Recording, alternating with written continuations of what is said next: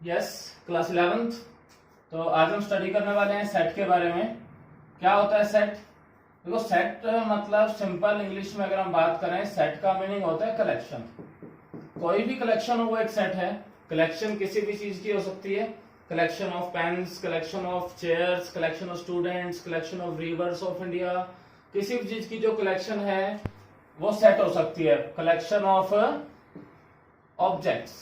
But अगर हम बात करें collection of dangerous animals in India, dangerous animals कौन से होते हैं? अब अगर हम इस कलेक्शन की बात करें कि डेंजरस एनिमल्स में कौन कौन से एलिमेंट्स आएंगे या कौन कौन से एनिमल्स आएंगे, अगर हम एक पर्सन से पूछें, वो कहता है कि लॉयन आएगा इसके अंदर, दूसरे पर्सन के लिए लॉयन डेंजरस नहीं भी हो सकता।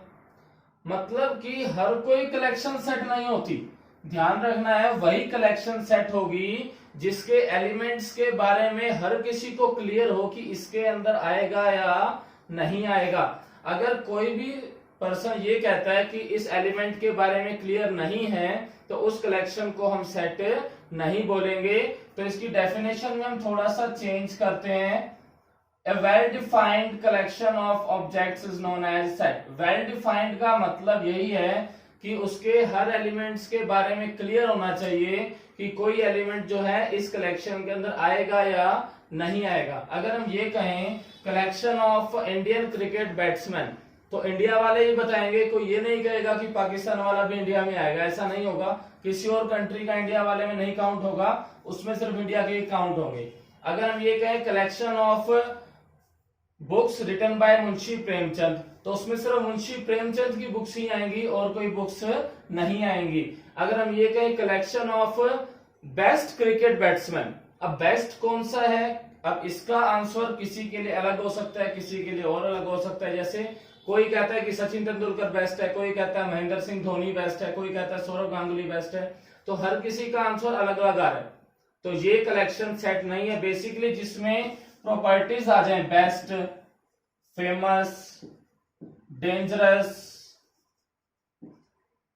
रिच, पुअर, ऐसे कुछ वर्ड्स आ जाएं, उन कलेक्शंस को हम सेट नहीं कहेंगे। उन्हीं कलेक्शन को सेट बोला जाता है जिनके बारे में क्लियर हो कि कौन कौन से एलिमेंट्स इनके अंदर आएंगे और कौन कौन से एलिमेंट्स इनके अंदर नहीं आएंगे।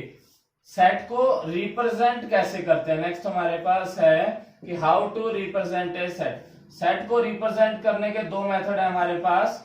First is tabular form. Tabular form या इसी का एक और नाम है रोस्टर फॉर्म। टेबुलर बोल लें या फिर रोस्टर बोल लें, एक ही मीनिंग है। सेकंड है हमारे पास सेट बिल्डर फॉर्म, या इसी का एक और नाम है हमारे पास रूल मेथड। तो सबसे पहले हम बात करते हैं फर्स्ट फॉर्म की, टेबुलर फॉर्म और रोस्टर फॉर्म। इस फॉर्म में सेट को रिप्रेजेंट कैसे करते हैं। अब हमने कलेक्शन जो बात करेंगे, हम मैथमेटिक्स से रिलेटेड बात करेंगे। फर्स्ट हमने कलेक्शन को बोला यहाँ पे collection of natural numbers less than 5, कि 5 से छोटे नेचुरल नंबर। अब सभी को पता है 5 से छोटे जो नेचुरल नंबर होते हैं वो 1, 2, 3 और 4 होते हैं। उसको रिप्रेजेंट कैसे करेंगे? टेबुलर फॉर्म का रूल क्या कहता है? List all the elements separated by commas, comma से सेपरेट करना है, and enclosed in curly brackets,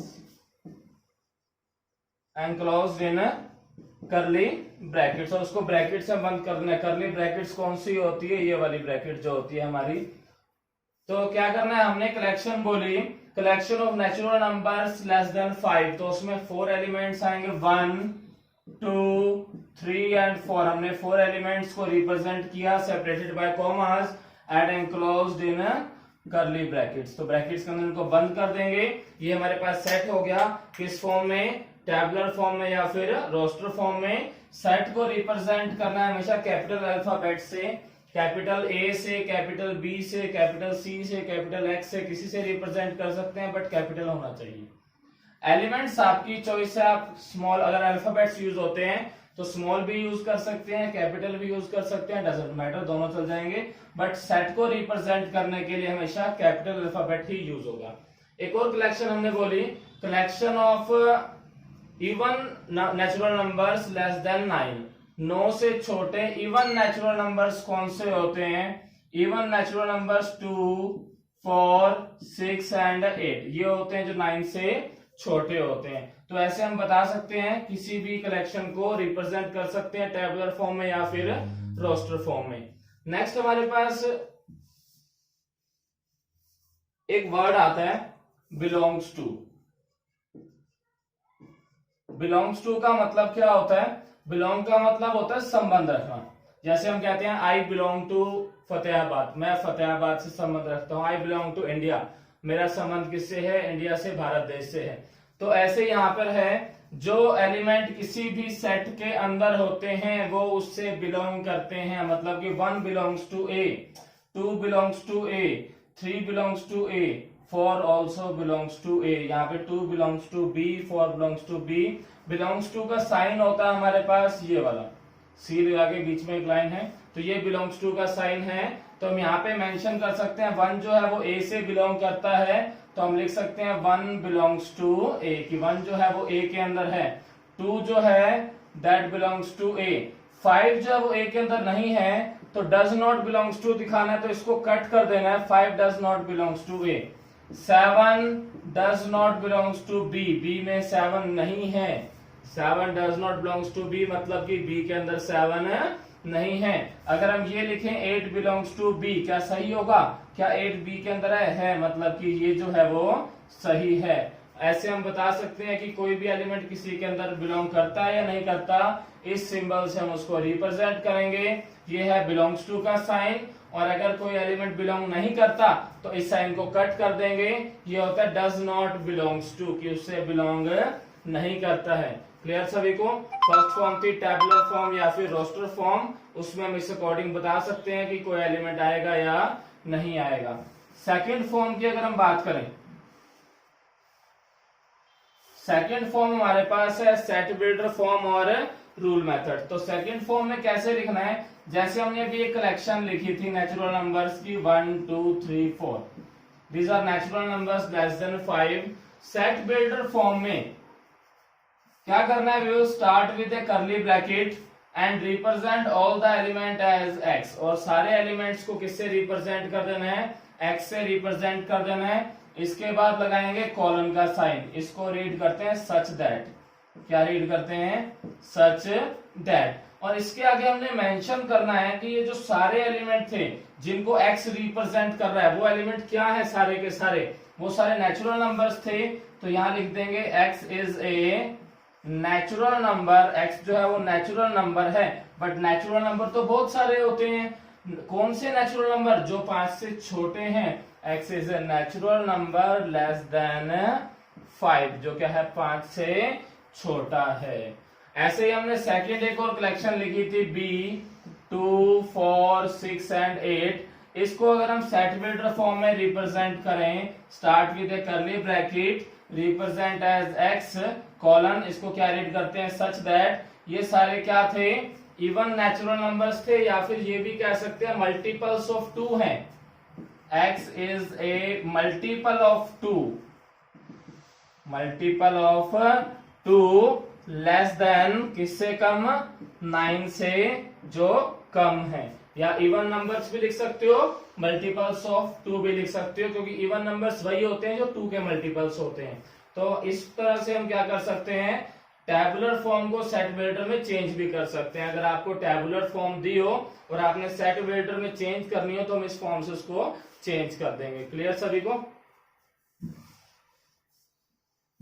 अब देखिए, जैसे हमने यहाँ पे एक सेट लिखा था x such that x is the natural number less than 5। अब ये तो हमने इंग्लिश लैंग्वेज का यूज करके लिखा। अब इसको कंप्लीट मैथमेटिकल फॉर्म में एक्सप्रेस करना है, तो कैसे करेंगे? ध्यान देना है। नेचुरल नंबर्स जो होते हैं हम उसके लिए साइन यूज करते हैं कैपिटल एन का। तो हम इसको क्या कर सकते हैं? X such that x is a natural number, इसकी जगह पे हम लिख सकते हैं x belongs to natural number. इसका कंप्लीट मीनिंग हो गया x is a natural number. और क्या था? x जो था वो 5 से छोटा था, तो x इज लेस देन 5 कर देते हैं। ये हमारे पास सेट बन गया कंप्लीट मैथमेटिकल फॉर्म में।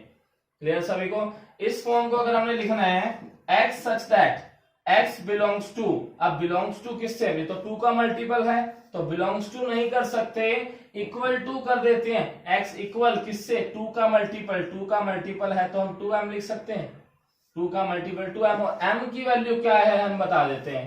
m की वैल्यू क्या हो सकती है, देखो इस सेट में 4 एलिमेंट थे, 2, 4, 6 और 8।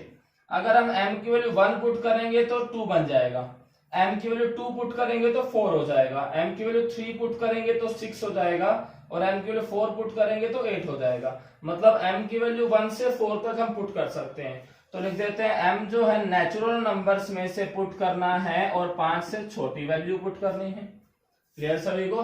मतलब कि m की वैल्यू को आपने यहाँ डिफाइन करके चलना है, x को हम डिफाइन नहीं कर सकते थे, हमने x इक्वल ले लिया, किसके इक्वल की 2 का मल्टीपल है तो 2m हो गया, अगर 3 का मल्टीपल होता तो 3m हो जाता।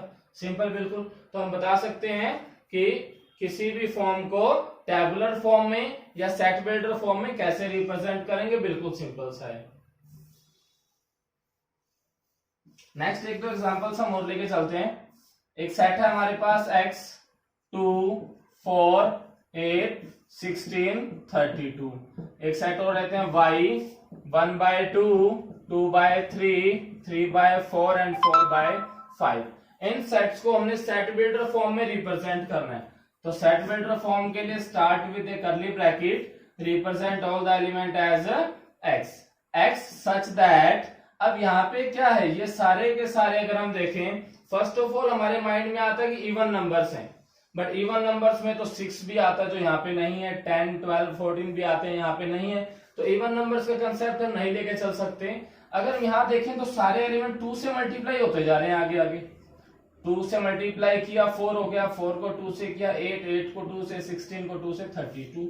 तो ऐसे हो रहा है, मतलब कि 2 से मल्टीप्लाई होने का मीनिंग होता है कि 2 की पावर एक एक इंक्रीज होती जा रही है। यहाँ पे 2⁻1 है, और 4 जो होता है वो 2⁻2 होता है, 8 जो है वो 2⁻3, 16 2⁻4 और 32 2⁻5। मतलब 2 की पावर में चेंज हो रहा है। तो x such that x is equal to 2 power n हमने ले लिया, और n की वैल्यू बता देते हैं कि कहां से कहां तक आएगी। n की वैल्यू 1 से 5 तक है, तो n belongs to natural number n less than 6। 6 से छोटी n की वैल्यू नेचुरल नंबर्स जो भी होते हैं वो हमने पुट करनी है। देखिए ये जरूर मेंशन करना है, अगर आप ये मेंशन नहीं करते, सीधा लिख देते हैं कि n जो है वो 6 से लेस है, 6 से छोटा है, तो 6 से छोटे में तो पॉइंट्स वाले नंबर्स भी आ जाते हैं, 2.1 2.2 2.3 बहुत सारे हो जाएंगे, बट यहाँ पे सारे नंबर्स नहीं हैं, इसलिए ये मेंशन करना जरूरी है कि n जो है वो नेचुरल नंबर में से ही लेना है। सेकंड, अगर हम इस सेट की बात करें, y is equal to x such that x किसके इक्वल बनेगा। यहाँ पे देखें तो ऊपर हमारे पास नेचुरल नंबर्स हैं 1 2 3 एंड 4, और नीचे जो है वो ऊपर वाले से एक ज्यादा है हर बार, यही है, नीचे जो है ऊपर वाले से एक ज्यादा है। तो ऊपर तो हम n से रिप्रेजेंट कर देते हैं, नीचे उसमें एक जोड़ देते हैं ताकि एक ज्यादा हो जाएगा उसमें। अब n की वैल्यू क्या क्या हो सकती है, n की वैल्यू 1 पुट करेंगे तो फर्स्ट एलिमेंट बनेगा, 2 पुट करेंगे तो सेकंड बनेगा, 3 से ये बनेगा, 4 से ये। तो n belongs to natural number और लेस देन किससे, 5 से लेस, 5 से क्या होगा, छोटा होगा। आप चाहो तो हमें पता 4 या 4 से छोटा है तो लेस देन इक्वल टू 4 भी ले सकते हो। ऊपर वाले केस में लेस देन इक्वल टू 5 भी इक्वल लगा दिया, मतलब कि वो एलिमेंट भी इंक्लूड है, वहां तक है और वो एलिमेंट भी इंक्लूड है। इक्वल नहीं लगाते तो आपने उससे नेक्स्ट नंबर लेके चलना है। तो हम चेंज कर सकते हैं सेट बिल्डर और टेबुलर फॉर्म को आपस में, बिल्कुल सिंपल सा है। ओके,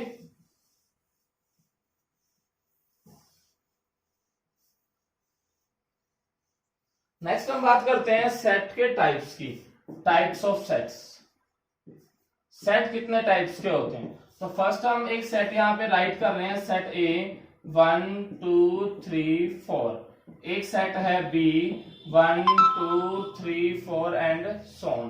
तो दोनों सेट में क्या डिफरेंस है हम सबसे पहले ये चेक करते हैं। फर्स्ट सेट है ए, इसमें आप चेक कर सकते हो कि कितने एलिमेंट्स हैं इसके अंदर कितने एलिमेंट्स हैं, 4 एलिमेंट्स हैं।